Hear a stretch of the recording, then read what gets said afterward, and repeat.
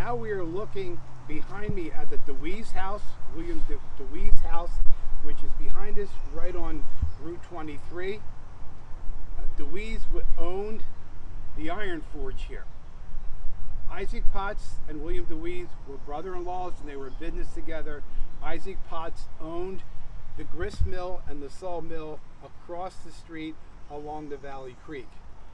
Dewees was a Quaker, but he was a colonel in the Pennsylvania 4th Militia. So he was running the militia, but also being a Quaker, he was very hesitant about supporting the revolution because of his religious background.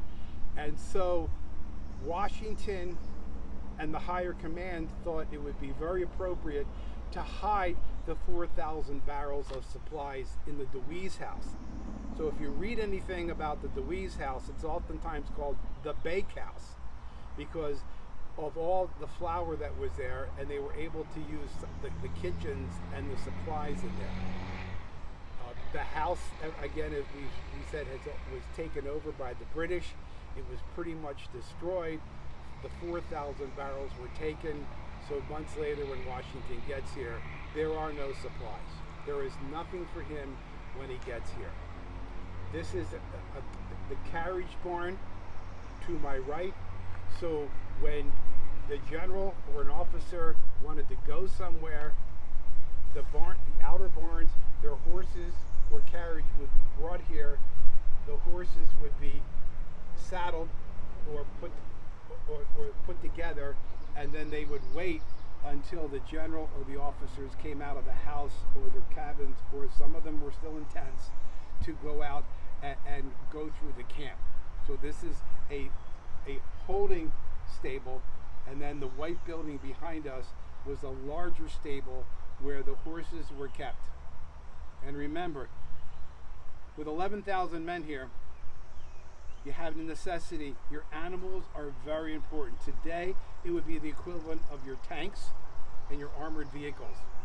Not only did the men need to be fed here and housed here, but all the 5,000 animals and horses and oxen that needed to be fed. A horse eats 50 to 60 pounds of hay a day. So now Washington also has major problems with getting not only the men supplied and fed, but also the horses and the other cattle, particularly oxen and cows, to be fed. So this is the area, and it's a very important area, the staging area and the barn, the Dewees house. And William Dewees doesn't come back here until after the revolution is over. So this is very important to understand this. Again, the Valley Creek, it's right on the section here. The Valley Creek today, if you look at it, is very shallow and it's not very wide. When there was forges here, the Valley Creek powered the mills. So it was dammed up about a half a mile down, and they used the paddle wheels on the forges. People lived here their whole lives.